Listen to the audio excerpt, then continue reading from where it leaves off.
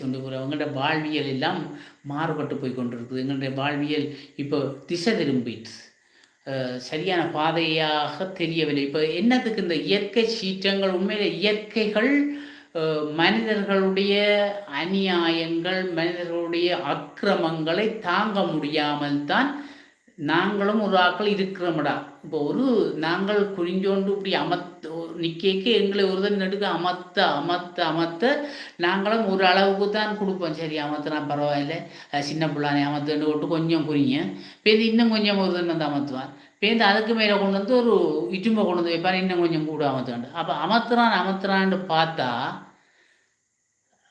என்ன செய்வோம்? ஏழா கட்டத்தில் நாங்கள் என்ன திமிறியருக்கோ எழும்புவோம். என்னாலே இனி ஏலாது, என்னாலே இனி பொறுக்க முடியாதுன்னு போட்டு ஒருக்கா திமிறி ஒழும்பேக்க என்ன நடக்கும்? அழிவு தான் நடக்கும். அதுதான் இப்போ நடக்குது. இயற்கை பொறுமை இழந்தது. பூமாதேவி பொறுமை இழக்கிறாள். பொறுமை இழக்கின்ற போது, தன் சீற்றத்தை காட்டுகின்ற போது அழிவுகள், அக்கிரமங்கள், அழிவு